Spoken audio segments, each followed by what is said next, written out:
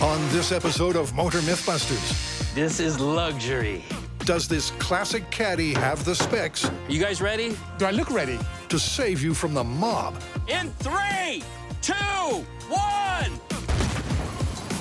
And the team is going to extreme lengths 96 degrees, and we're gonna turn the heater on. to squeeze the juice out of an EV Will charging your phone decrease your distance? and test the all-important road rage. That's not what I was expecting at all. It's like the engineers knew what they were doing. Meet the team. We'll be at work in no time. This might be the miracle coolant that everybody's been searching for. With the mechanical expertise My main concern is structural integrity. I think this is gonna work. to test all things automotive. That was beautiful. The more air we push through, the more fuel siphon out. And boom! This is Motor MythBusters, This is the weirdest thing I've ever seen. where science meets the streets.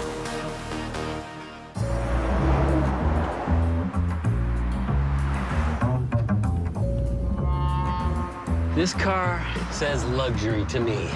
A 1981 Cadillac Eldorado Biarritz. You know who likes luxury? Mobsters. This is gonna be fun. This myth has my name written all over it. I think we got a ways to go.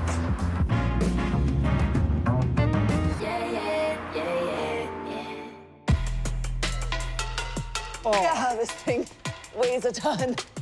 We're gonna need some momentum. What is this? This is luxury. It's a Cadillac Eldorado, 1981. Look at the leather interior. I mean, this is what a mobster would drive in the 80s. What's interesting is that it had a 864 engine in 1981. That was very unique. And you're laughing because you probably know something I know. Yeah, well, it could go from a 6-cylinder to an 8-cylinder down to a 4-cylinder, and it was supposed to be like fuel efficient, but it just caused so many problems that they just left it in 8-cylinder. Well, there is a method to the madness, and there was a plan for that. He's gonna get real nerdy on us with the engine. Oh, this is a heavy hood. This was an engine that was ahead of its time. So you think about the time when this car came out, we were still dealing with a bit of an oil crisis, and the fuel economy was something that was embraced heavily. The guys from Cadillac thought maybe it'd be an engineering marvel and an advantage to deactivate 2 cylinders and another 2 cylinders to make this act like a 4-cylinder at times, especially in coasting and when cruising. And so they used solenoids to lock the rocker arms of the cylinders to prevent any type of gas coming in or out. So you can imagine the intake and exhaust valve not being actuated, they kept the pressure in. So the engine kept pressurizing the empty cylinders constantly. And just think about like all the power you're gonna lose. Well, that what was the I'm goal. thinking. Less power, Yeah, more economy, less fuel, Less fuel. more economy. Yeah. It was a good concept. Was it though? Well, I mean, they were trying to do the right thing. Yeah. Should we check out the rest of the car? Sure. I'll show you the dead body in the back. I just want to make sure this isn't a gangster's. All right, look at this. Oh, there's Jimmy Hoffa. What's that weird little motor? Oh, look at that. The soft close feature. You open it up, you put the dead body in the back. That's a great way to respect the dead. That's gangster. Not only that, but you can do it quietly so no one hears you slamming the trunk, you know? Oh, Oh, that's good. if this car could talk, the stories it would These have. look like actually some crazy chairs I would find in my grandfather's basement. You know, you think about mob bosses and being swanky, this was it. Yeah. Did you ever see the movie Casino? Oh, I love that movie. Casino? No, I haven't seen it. You haven't seen Casino? Of course I haven't. Big shocker. All right, well, it's a gangster movie. It's based on a true story. And Robert De Niro plays this guy, Ace Rothstein. He works for the mob, and the mob tried to take him out by using a car bomb. He's in the car, the bomb goes off, but he says this particular model and year had an extra steel plate under the driver's seat, and that's what saved his life. That is the myth that we're gonna test. According to the movie, the 1981 Cadillac Eldorado came complete with a blast-proof plate. Convenient coincidence or manufacturer's marvel? Either way, could bolstering a car's undercarriage with a steel plate actually defend against a mobster's car bomb? That's weird. It's like this 1 year of this car had that extra steel plate. It could be an engineering mistake that they're trying to correct, or rumor has it that they try to balance out the chassis by doing that. Since this is the exact car, I say we start by pulling the seat out, see if that plate is even there. Good call. Can you get to him from here? Trying to. Now, I am super excited about this one. All right. Clear! Because I'm a big fan of gangster movies and because I like explosions, and this has both. Well, on first inspection, I don't see a big steel plate. Yeah, I concur. Do it. I mean, if you're a gangster and you knew the driver's seat was here, right? You would place the explosive device under here.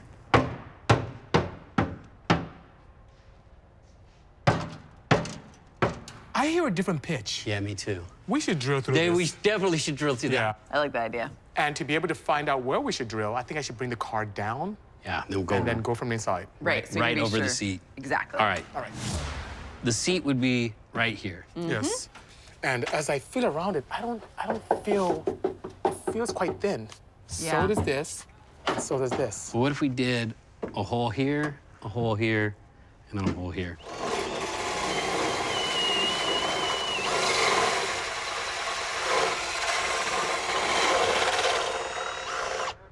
But so far, that looks like a single sheet. No, it is, yeah, 100%. I mean, you see the drill bit, right? Yep. Yes. Okay. Drill bit. Yep. Well, as you can see, there's no steel plate. So this part of the myth is looking busted. But something saved his life from the bomb. Yeah, there has to be a reason why Robert De Niro's character survived that blast. Yeah. What do you think, Faye? Well, I just checked the VIN and the build date. I'm thinking that maybe I'm just gonna check like some online service records and see if there actually was an update done to this vehicle to this year. All right, I gotta be honest with y'all. For the past like almost decade of my life, I have made my living fixing people's cars. Cars that belong to people. Those cars are cherished by those people. Those people need those cars. In this case, this car does not have a home, and the end result of this car is for us to practically destroy it, I guess. It's still a little hard for me, because like, a good mechanic should be able to repair a car, and the customer never knows the mechanic was in there.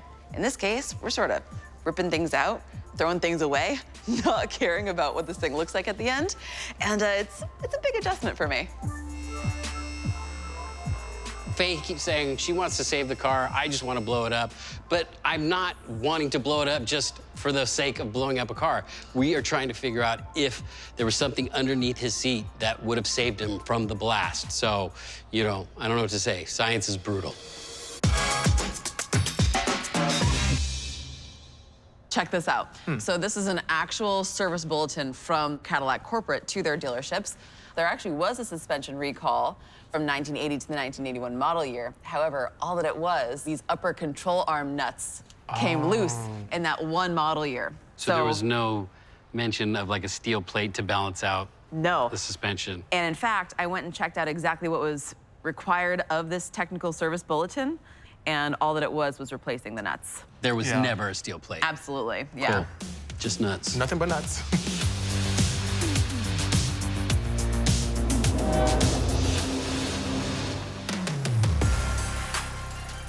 Okay, the steel plate wasn't factory. But we're testing the movie myth, and De Niro's character said that there was one in his caddy.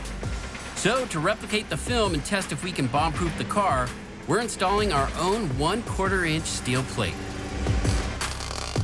By welding it to the chassis directly beneath the driver's seat, it's right where the movie said it was.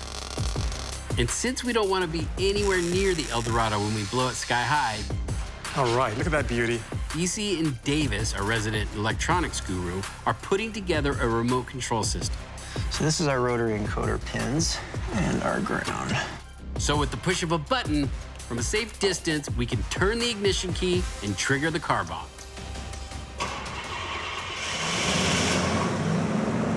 Well, we've got a working starter mechanism. I think we're ready to blow up this car.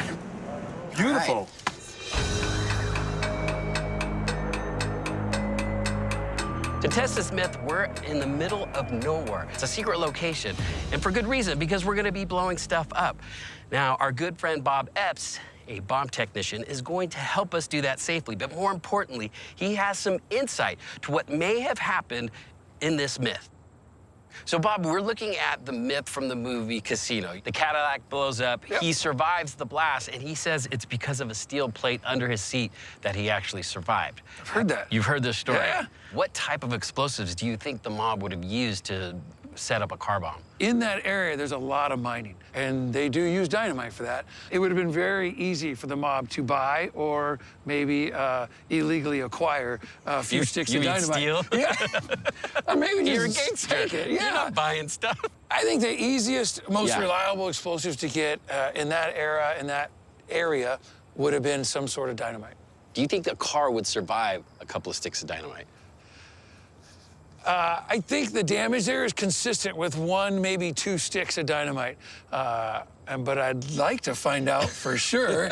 But yeah, I think it is consistent with that. It comes in different sizes. So the most common dynamite people see is about 1 inch around and about 8 inches long. Right. So that's the stick I'm referring to. And I think the damage there is consistent with 1 or 2 sticks in the rear of the car. Yeah, because I mean, you wouldn't want too big of a device because then the person getting into the car would just look under and see it. So it'd have to be small enough where it would be hidden, but big enough to do the job. But they didn't want to take out everybody in the parking lot. And they were probably looking at destroy him and his car, but not everybody. So we bought a Cadillac Eldorado the same year, same model, and we stripped it down, and it turns out there was no steel plate underneath the driver's seat. That was a big part of his story. But now we want to see if you did have a steel plate in there, would it be enough to save your life from an explosion? So you got a car, Yep. and you put a steel plate in it. I'm thinking you want me to hook you up with some dynamite. That's why. Let's do it. That's why we came here. So you have the remote system? Yes, we just need to install it, rig everything up properly, and get going. Is this like your first experience with high explosives? Oh yeah, this is my first time. The most I've seen is like an M80 firecracker for like 4th of July. You guys are in for a treat. Oh. You'll never get used to it. See, I'm smiling. My cheeks are hurting already. Yeah, it's In the, anticipation. It's the adrenaline. It's unbelievable. All right, say goodbye to the car. Bye, Caddy. Be kind of hard. I kind of want Yeah, I feel bad for it. We are all set to test this myth. I am super fired up. Bob studied the scene in the movie, and he's using his experience to rig the right amount of dynamite to replicate that explosion for us. Once connected to the ignition, mobster style, we can press the button. Then we'll be able to analyze the aftermath and determine whether the driver's side steel plate is enough protection to save your life from a car bomb. I'm excited to see how Bisi and Faye react. You never forget your first time.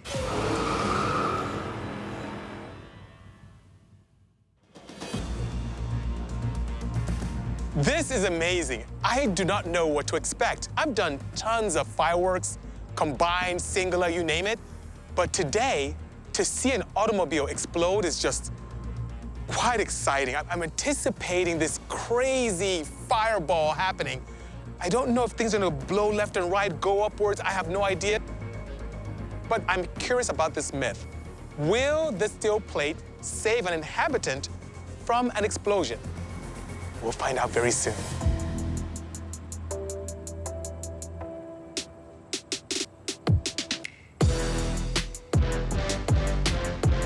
Can a driver's side steel plate mitigate the blast of a car bomb? Commence the countdown. All right, starting the car. In 3, 2, 1.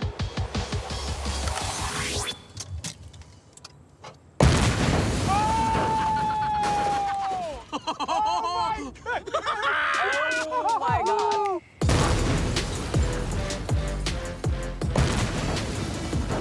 What do you guys think? Oh my God. Yeah, no way, Oh yeah. no way oh someone my God, survived look that. at it. Look at it. Oh my There's gosh. no vehicle left. Oh, That was crazy. That was awesome. That shockwave is actually pushing the air. Oh my God, So that that's was that bubble you crazy. see. Look at Well, the look at windshield. like the shock wave. What would that do to a person's body? It would make them go deaf, and if you're close enough, it will actually kill you. all that energy is going straight through the floor. Car flips up on its nose and then comes back down. That's how much power this blast had. Wow, look at the metals mangled. It's crazy. It doesn't even resemble a proper car anymore. It looks like an onion just exploded on top. Tori, it's like a yard sale. Oh, the steering wheel! Oh my God! Whoa. The whole column got ripped. Wow! Look at the steel plate. Oh, my goodness. Holy crap. That's the steel plate? It's come through oh the my roof. God. It's like an ejection seat for Hero's car. All right. So what do you guys think? Having a steel plate is not going to save your life? Absolutely not. No. No, I mean, look at it. It'd be more of a liability than anything. Wow. It's like, I feel like you picked the exact amount of explosives and the perfect type. And it really looks like the movie. Like, it looks like pictures in the movie. I feel like we did a really good job recreating this. Yeah. He survived, but it wasn't because of a steel plate. Nope. Yeah. Now you've experienced your first explosion. What do you think? That's pretty cool. Your reaction was the best. Like, you literally could not control yourself. I'm no longer a virgin, and it was the most amazing experience ever. It was crazy. I mean, I still kind of feel kind of sorry for the car. Like, I don't know. It didn't do anything to deserve it. So I'm like a little sad, but also like it was kind of worth it. It was well totally worth it. Now we know a steel plate under your car won't save your life from a car bomb. Very true. What would it take for someone to survive a blast of this magnitude? Are you saying maybe we can make some kind of bomb-proof underlying? We now know a steel plate alone wasn't enough to save Robert De Niro's character in Casino, but he did survive the blast. So we need to come up with a way to reinforce the steel plate and test if there's any way this movie myth is plausible. I like this. End of the world mobile? I'm down. I think we need to go back to the shop and choose some materials that could survive. You know, the steel plate went haywire, but it may be a good choice to combine that and some other materials. I like it. Are you saying I need to order more dynamite? Always. The answer to that is Done. always yes. Bob, nice work. Seriously. Thank Another day in you. the office for a bomb guy. Right?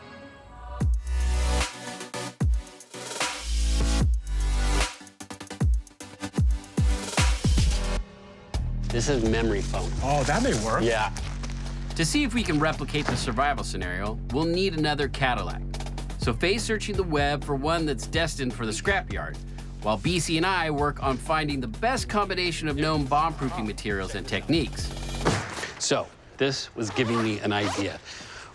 This is a helmet from a bomb suit. Wow. It's like a race helmet. This is the weirdest looking race helmet I've ever seen. Except it'll stop frag from killing you. Let's see here. Oh, actually, it quite fits. See, look at that. Wow, this is pretty, Yeah. that is thick. Like, smells funny. Oh, yeah, because when you're diffusing bombs, you're sweating a lot. Oh, yeah. What is this material? So it's built of a few different materials. There's Kevlar, plastic, and foam. And so I was thinking, what if we took similar materials and we created our own underlayment underneath the car to make the driver's seat bomb-proof? That sounds good. These materials individually can withstand some blast, but when combined nicely... Yeah. If you had a chance to make your seat bomb-proof, what would you do? I would do what you typically see in a movie, Okay. where someone would jump into a bathtub or cover themselves with a bathtub. Like a cast iron tub? Yeah, pretty much. Yeah, that's cool. Yeah.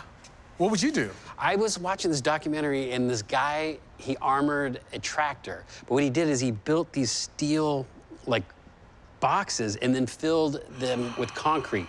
So what I was gonna do is do a couple of pieces of steel and then a couple of pieces of the concrete infused board. Oh, that works. Should we start building? Absolutely. Before we attempt to bomb-proof our second car, we need to conduct some small-scale tests. We went around the shop, collected all different types of materials that we think might mitigate a blast, and now we're just gonna figure out what the right combination is. You know, Tori, where I'm from, our tubs have iron in the middle and porcelain on both sides. Oh, really? Yeah. Do porcelain on both sides. Why not? Okay. So you have multiple layers of concrete, I see. And 3 layers of concrete, and then 2 layers of steel. Aha. It looked like the helmet has foam, plastic, and Kevlar. So we have this nylon. almost sandwich it with the Kevlar. Okay. Let's see if this works. Fingers crossed. I love this It's thing. nice. Man, they do not make them like they used to. Look at this, crank windows. Yeah. Yeah, road trip.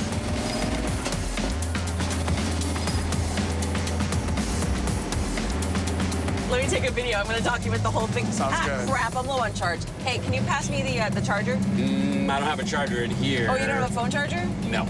It is kind of warm. How about some AC or something? How does... It's right here. You roll Yeah, your window yeah. down. Wait, we have no AC? No. I can't do hours in this. It's cool for a nice weekend cruiser, but not for a long road trip.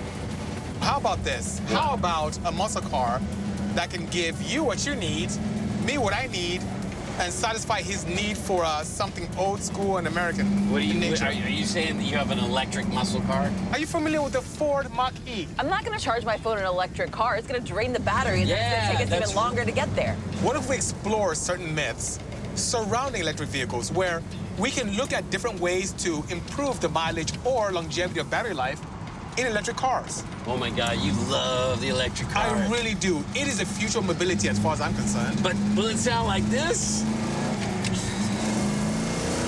Okay, it may not sound like that, but it has its own... It may not sound like that, but it has its own unique sound. It And has above a and beyond unique that, guess sound. what? We'll have creature comforts like air conditioning, Faye gets to charge, and you get to stick with your American muscle pedigrees. Oh, really? Yeah. All right. Sounds like the road trip in that gas-guzzling Pontiac is on hold, with a few pertinent myths taking precedence.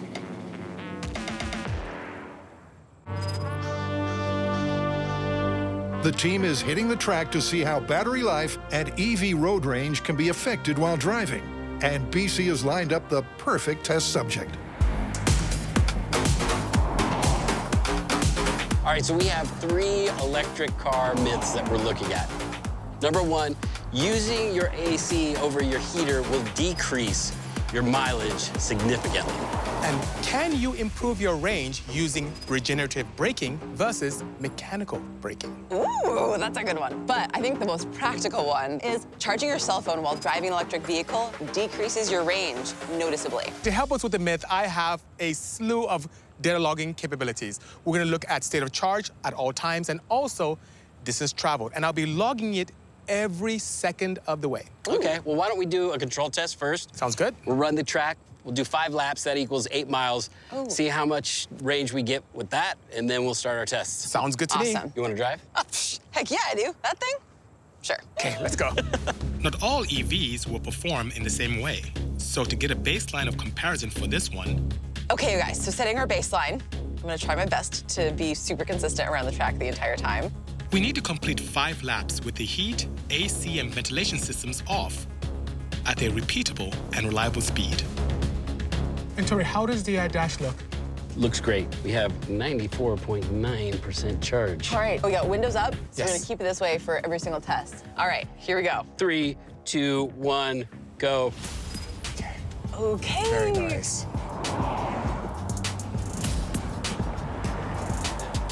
I'm not a particularly crazy fast driver. I like fast cars, although I don't really drive them fast.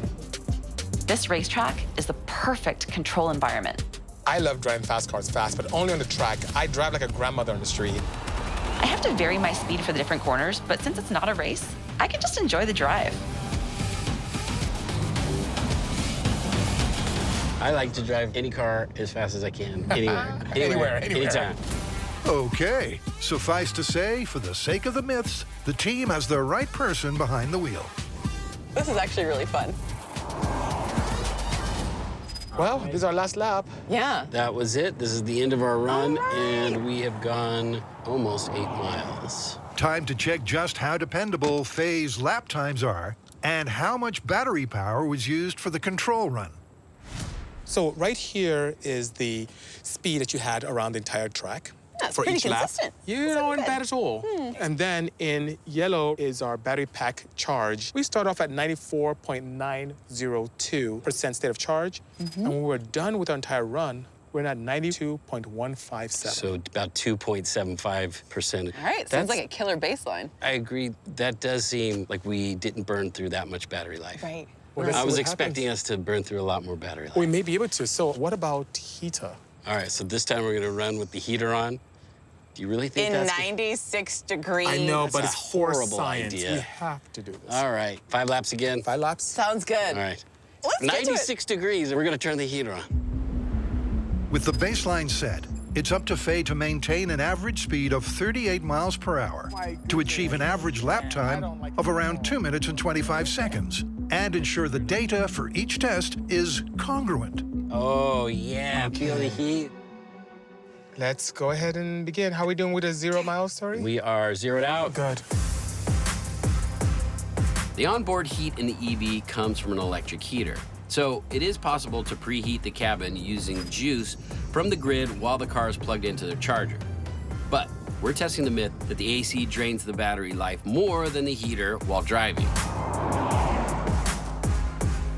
Tory, only a mad person would do this. With enclosed environment, full blast heat, in an EV. In the and desert.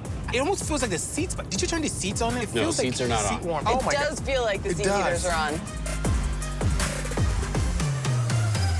Oh, I'm sweating. How are you guys doing? I'm sweating too. Okay, wait a second. I'm sorry. Girls we don't sweat. We sparkle. I'm very sparkly.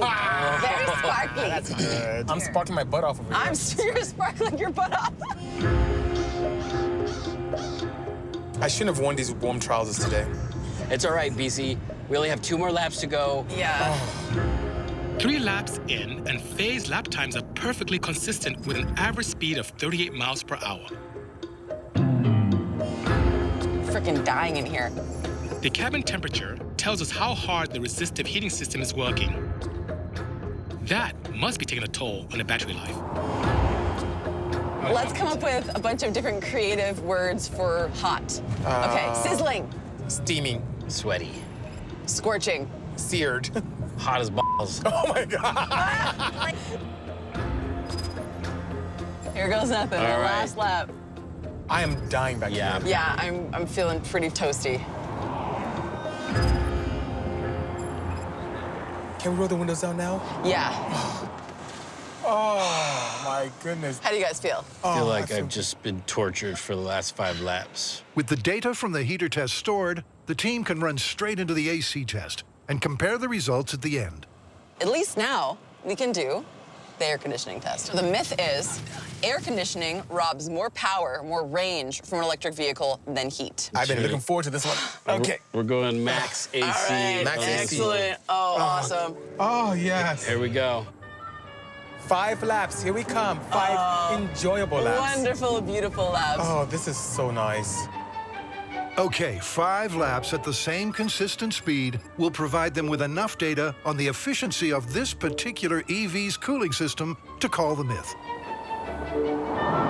Faye, I can tell you're getting much more comfortable with this electric vehicle. I will say that I'm gonna always have range anxiety. Sometimes gathering data can be tiring. Well, data doesn't lie. I'm gonna pull it and see what happened.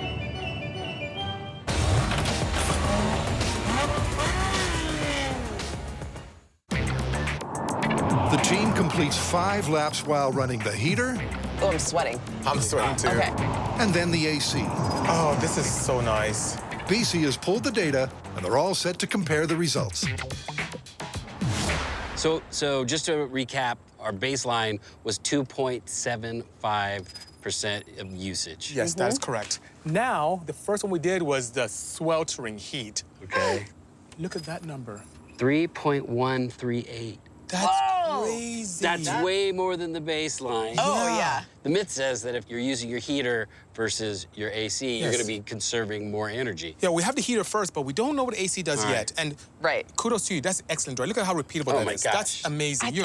It's almost like you were following your... It's like you're a robot. It's your amazing. lane. Faye's machine-like performance behind the wheel has abated the margin of error from lap times and speed. So we'll be able to call the myth from the results. So here's where we ended with the ace. Can you look at that? Wait, It's the exact what? same as the baseline.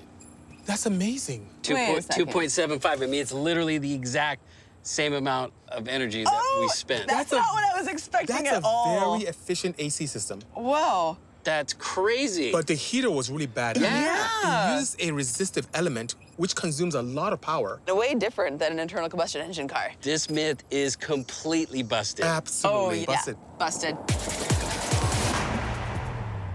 Okay, guys, the next myth is as follows.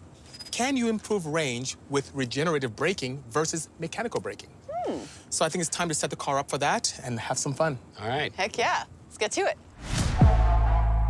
Regenerative braking is designed to convert much of the kinetic energy lost when decelerating back into the EV's battery. It's a standard system setting on this vehicle, and we know that 2.75% of the battery charge is used over our 5-lap course when it's engaged. So that will remain as our baseline for comparison. So we're gonna disable that. So I need you to disable that one pedal drive function, and that will put us in a position where you will have to use your physical brakes to now stop the car. And we'll see how much energy is consumed.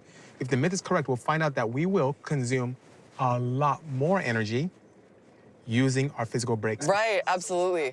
So one pedal drive is off. I'm excited to see the difference. All right. And are we 3, reset? 2, 1, go. Reset. Regenerative braking is also known as one-pedal drive because it's designed to allow the driver to bring the vehicle to a stop without engaging the brake pedal. With the system turned off, the EV drives just like A normal car, actually. Oh. Like before, I was definitely feeling like you let off the accelerator pedal and there is drag, like the vehicle is pulling you back. You can feel the regenerative braking like working. It was really weird to get used to at first. Now I feel much more comfortable. It just feels like a normal car. Each lap consists of 13 turns with a mix of fast and slow, left and right, incline and decline combinations, requiring Faye to use both hard and gentle braking to maintain her average speed. So you can coast easier in this mode. Yeah, I'm coasting right now. Wow. Gotcha. And it's fine. What do you guys think? Do you think this one's gonna be more efficient or less efficient? I think it'll be less efficient what she's doing now, but I think the difference would be quite subtle. But I wonder if it's just gonna balance itself out because you're not really braking so much on this course. Right. You're coasting mostly. Okay, well, this is the end of our lap. I'll pull the data and we'll compare and see how this fared to our baseline. With the regenerative brake on our baseline, we were using up 2.75% That's correct. energy. So now, with it off, Let's see what happens. So you see what's really interesting here, Faye? Look at that. You don't put any energy at all back into the battery pack. Yeah. You just consume and consume and consume. Down. That's looking good for the myth itself. And Tory, what is that delta? so we have 3.53%. Oh my goodness. That's way more than the heater. Yeah, that's crazy. Oh my That's gosh. amazing. And that's awesome because it really shows what regenerative braking does. It's like the engineers knew what they were doing. It's like the engineers knew what they were doing. All right, so so we that- should leave it on. So Yeah. that being said, the myth that you can get a lot more range using regenerative braking compared to mechanical braking, it looks like this particular myth, in this case, is confirmed. Absolutely confirmed. Absolutely confirmed. All right, next one, charging your phone. Thank goodness, because I need to. Will charging your phone decrease your distance? By a noticeable amount. Is it noticeable over the span of our 8-mile distance? And so Bisi's got a charger there. He's going to put his cell phone on, and we're going to compare this test to our baseline. I have the perfect scenario for you. Oh. My phone is wireless charging capable. This is the way that I think most people are going to charge their phones. So this is, I think, more relevant to the test. Oh, there Yep, it is. it's charging. All right, we are set. 5 laps. Ready when you are. I'm ready. Let's go. Back to one pedal driving. So weird. With the vehicle's factory setting restored, the original baseline of 2.75% of power usage is once again in play. So, Tory, what do you think is going to happen with this one? I feel like the amount of energy it takes to charge your phone, it's not going to be noticeable. You're probably correct. I don't think we're going to see much of a drop. I totally agree with you. I don't think that there's going to be a noticeable change over 8 miles. Well, time will tell. We'll find out. Yep, and while the test distance might not provide enough time to fully charge Bisi's phone, a long road trip would. Lap Lap 2. So any dip in battery life will continue to be relative to total mileage. But even a short trip like this is enough time to reminisce. The first car that I owned that really got me into wrenching was a 1980 Volkswagen Rabbit. I still have it. When I first bought it, it was diesel. I wanted to reduce my carbon footprint in the world. So I converted my Volkswagen Rabbit to run on waste vegetable oil. I would filter my waste vegetable oil with pantyhose. And I would, sometimes new, I would just buy them in packs. New. Well, you'd buy them in packs and then, I would just use them as filtration media just to get out the big chunks. And then I had a series of filtration units and heated coils and everything, that's cool. Jacketed fuel lines, because I had the tank in the back and brought the fuel to the front. So I used to love going to the gas stations and watching people pay, for a gallon of gas. And I would just, get out my funnel and just pour in this disgusting waste vegetable oil in front of all these people and just keep on going and not ever, not ever spend $1 at the pumps. Faye's vegan Rabbit might have been efficient, but it probably couldn't power her cell wirelessly. So after 5 laps in today's green vehicle, the guys are about to find out if charging up the cell comes at a hefty cost. Okay, Tory, here's where we are. Faye did her excellent job as always in keeping a repeatable driving pattern. So that's how we started. And this is where you stopped. Look at that, Tory. 3.135. That's noticeable. It is noticeable. Way, way noticeable. That's way more than I expected. And think about it. I did choose a charging method that is wireless. The wireless charging systems, they always generate a lot of heat. Absolutely. Still, it's a lot. Yeah. It's crazy. This one's 100% confirmed. I agree. Confirmed indeed. But I'm shocked how much it's confirmed. Yeah. Not as bad as a heater. Not as bad as a heater, but it was significant compared to our baseline. It definitely is noticeable. Yep. Yeah. I have to say, looking at the data, it's told us a lot about EVs. It was a really productive day. I really liked today a lot. Me too. I learned a ton. Charge your phone before you leave the house. Before you leave the house. Sounds good. All right, you guys, let's get out of here. I'm done. So, Tory, are you on the EV bandwagon yet? Not yet.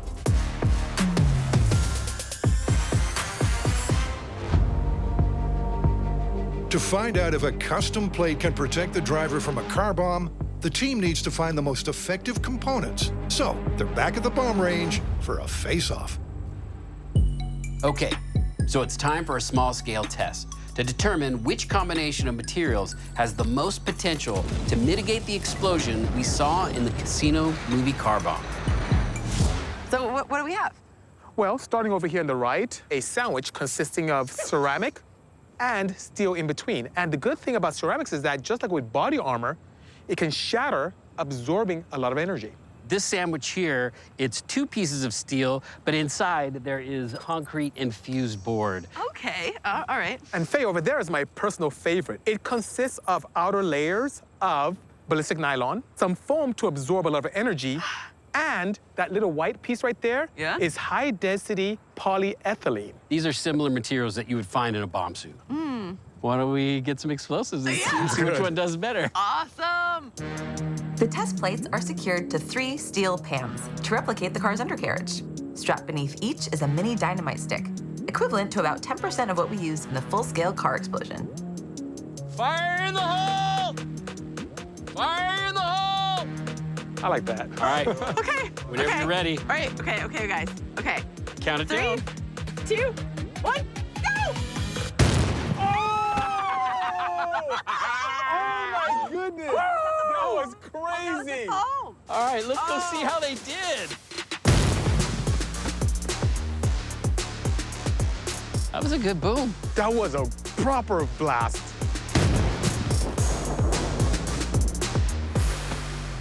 Huh. Look at that. Oh my. Oh, look at the pan. But it didn't go through. It did not. That's promising. Extremely promising. Oh, but look at this. Oh. Oh. Oh, that's pretty good. This is more promising. Yeah, that's pretty good. Huh. All right, let's look at the tile. That's incredible. The porcelain completely shattered, taking all that energy. And I mean, look at the steel. It's not that bent. It's not that bad. It looks like they all worked well. What if we took the parts that work the best from all three and combined it and make the ultimate bomb-proof car. I like where you're going. To figure out the best combination of blast-mitigating materials for our full-scale test, we need to review the slow-motion footage from our small-scale experiment. And we got some interesting results here. Look at the ground. You see the shockwave? Yes. Isn't that cool how it kicks up the dust on the ground? You see that little peak? Yes. That's all the porcelain On just the shore, shattering and absorbing all that energy. So Yeah, I feel like, porcelain, I feel like is a great contender. yes. I would say we stick with the plastic, maybe the porcelain. Obviously, we're gonna go with steel. But then we're gonna have to build some kind of compartment in there to protect the driver. Maybe we build like a little cocoon for the person to sit in for this blast. Understood. Yeah, we're gonna have to go above and beyond because after looking at that first explosion, there just seems like there's no way. So why don't we look at the car Yeah. and see what we can come up with? Okay, sounds good. I guess we'll start by pulling the seats out. Yeah, sounds like a good plan. This is a 1985 Cadillac DeVille. Now, it's a mid-range model. It's not quite as luxurious as the Eldorado. However, it's gonna sub in perfectly because it's made in the same era, it has a similar construction, it's got the coupe body style, and the chassis is the same, so it'll work perfect for this test. We have the floor pan of the car, and on top of that, we're using a layer of ceramic tile, which we know will shatter on impact and disperse the shockwave. 3 layers of concrete fiberboard to absorb energy and deflect the blast, then our high-density plastic to protect from fragmentation. And to stay true to the movie myth, we are using a steel plate as the topmost layer of protection for the driver's seat floor. I feel safer already. I will then put up the side shields and just basically create a box. We're just gonna fit this one in on the passenger side. And hopefully, that'll keep us safe.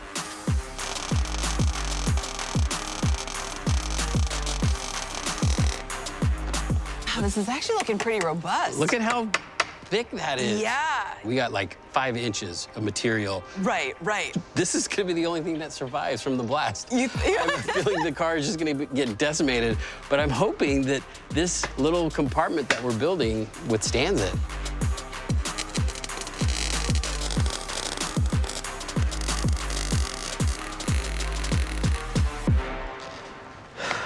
All right, this thing is almost done. We have the floor in place, the side walls. I just need to weld the back wall. And then the next thing to do is take this out to the bomb range, load up some explosives, and see if this thing is blast proof.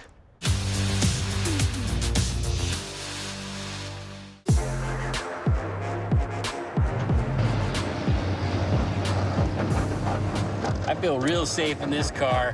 This car has no idea what's about to happen to her. I think it does. That's why it's making all that noise. Please don't. But now we're back at the bomb range to see what it would take to actually build a car bomb-proof vehicle. You got this, Tory. You got this.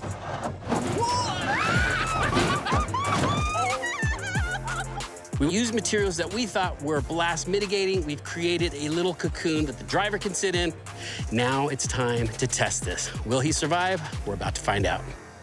To test this properly, we do need a proper human analog. Did you visit a morgue? We need to get him into the driver's seat. Oh, God, he's heavy. So awkward. He is stuck. Okay, try that. Oh, there we go.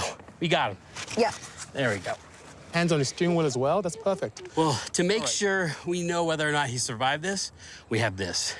These are burst discs. Nice. Oh. And they are rated for 100 PSI. So let's say what we built stays intact. Right. It might look like he survived, but if these have burst, then we know he would have been killed by the blast. Okay. Body could not withstand the pressure. Exactly. Got it. Okay. So I figured we'd just put it plan. right here on his lap. To confirm if the blast is survivable, the burst discs are calibrated to 100 PSI, which the human body cannot survive. All right, I think we're set. Oh, wait, he needs hair. What color? Ooh, definitely the brown. Yeah, that's like more I figured- gangster. I got this one for Bisi. I always wanted one of these. Oh, that looks great. We have our driver in position, and it's time to test whether or not we're gonna save this guy's life. Are you guys ready? Do I look ready? You look so ready. This is quite warm. You need to change your profile picture. All Our first full-scale experiment was a perfect match for the movie explosion. But the steel plate alone was not enough to save our driver. Bob is now replicating the dynamite rig in test conditions so we can determine if our composite, ceramic tile, cement sheet, polyethylene board, and steel plate can withstand and deflect the car bomb's blast enough to save Buster's life. Oh, this is gonna be good, you guys. This is the moment. My feeling is we built that little seat with so much material. I feel like he has a pretty good chance of surviving. I think even if the structure we made stays intact, the pressure waves itself are going to just destroy his inside. So I think our little pressure vessel is going to burst at 100 PSI. I don't know. I'm a little on the fence. Let's Seems find like out. a lot. Well, we'll know in a few seconds. Okay.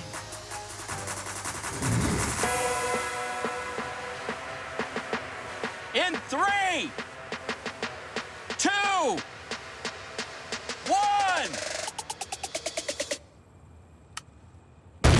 Oh!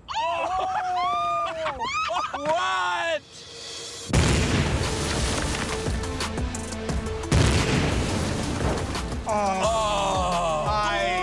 That is...